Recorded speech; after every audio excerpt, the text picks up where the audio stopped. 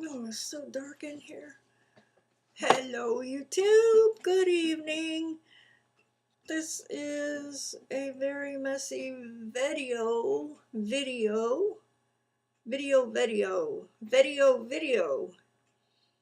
Anyway, I went outside to look at the moon. I had to find where it was because next week is the full moon and I think it's on the 30th. I have to check the calendar. And it's supposed to be a harvest moon, which means it's going to be huge and orange.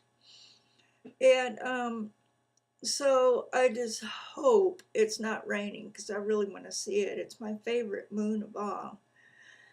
Anyway, sometimes I've seen it as well as big as, can't think of anything that big. Well, I don't know, really big, okay, up in the sky. And it's just beautiful. So I found the moon. I know where to go to look for it. Hooray! And okay, this afternoon, I invited Alex to go down to Rite Aid, and Starbucks is right there, and the ATM is right there.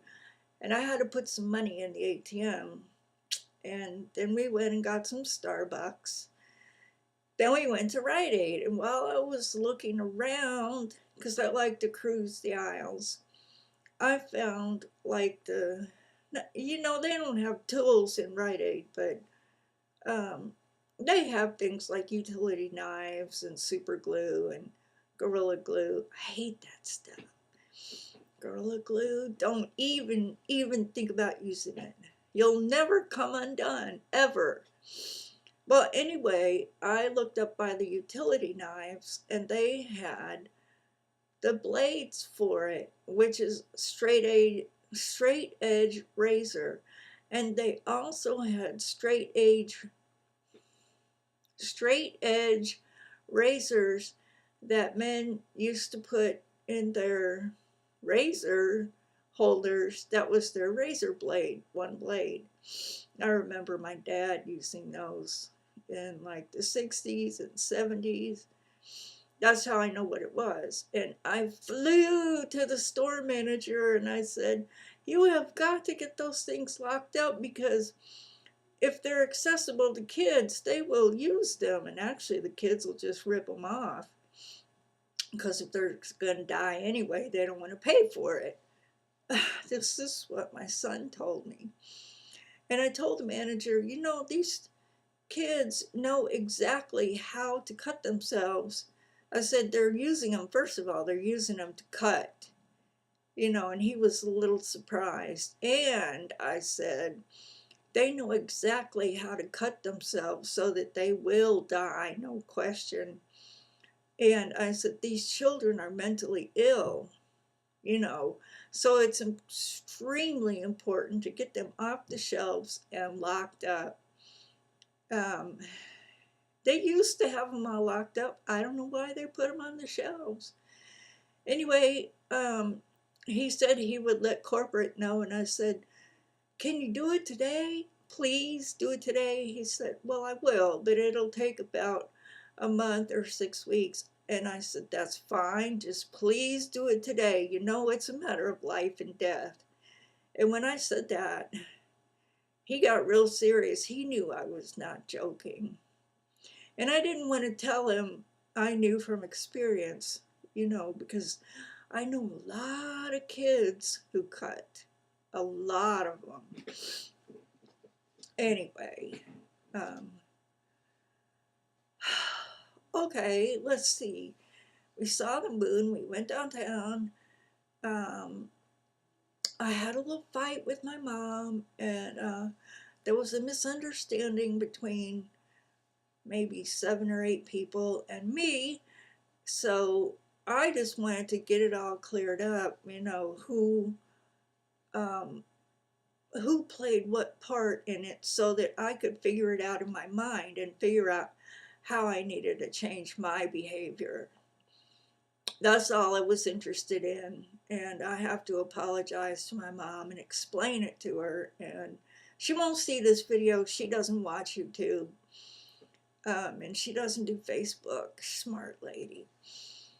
And so we came home, and Alex said he didn't want dinner because he got a birthday card from his grandfather, and there's always money in it. And so he was going to go do whatever he did to celebrate his birthday. And, you know, that's fine. I don't need to know really because he's turning 25, which is a little strange but exciting. You know, it's an exciting time. And we were talking about, you know, where he is in life. And in one aspect, he is, I think, well, he's ahead of me when I was that age, because I was still partying and having a good time.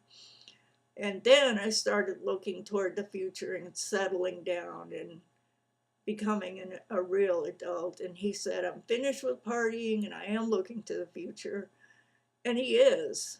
So I said, well, this is a really good age, you know. Even if he's still exploring, it's still a good thing, right? And the last thing is, I am trying to learn how to crochet arm warmers. And here I go with, I can't do it again. And they start right here, and then they go down, and there's a hole for the thumb. Get out of here. A hole for the thumb, and then it keeps on going down like a sleeve, and it stops somewhere around the elbow. And I did the cuff, and that was no problem. And then after I finished the cuff, it was only 32 rows. I finished the cuff, and then the next step I did wrong, and I thought it was following the instructions, but I had to tear it out 3 times, and I still knew it was wrong. And I just came back and watched the video, and now I finally understand it. But what I do is I learn a stitch, I make an example, I label it, and it goes into my basket. And I know that I'm going to have to learn the stitch all over again when I want to use it for a project, but it's good to see the example. So I'm going to fix the cuff and crochet a few rows down so I can get the idea of what it's supposed to look like. And I think I'm going to go ahead and make them after that and do it right. I've already got the colors picked out. And the thing about crocheting and knitting is you always have at least 10 skeins or 15 balls of yarn, and a lot of people have more.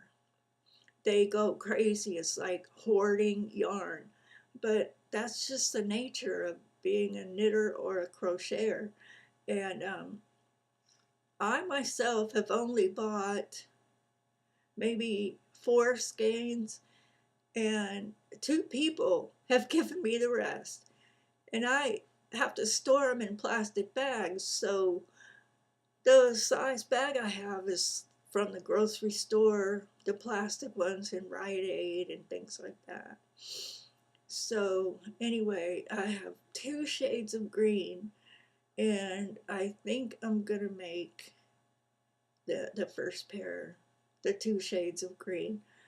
And I believe they will go with some of my long sleeve blouses or shirts or whatever you want to call them. I call them shirts, but they're more dressy than that. And so, if they don't, I'll make another color. Okay, I have got to go. My time is out. I love you all.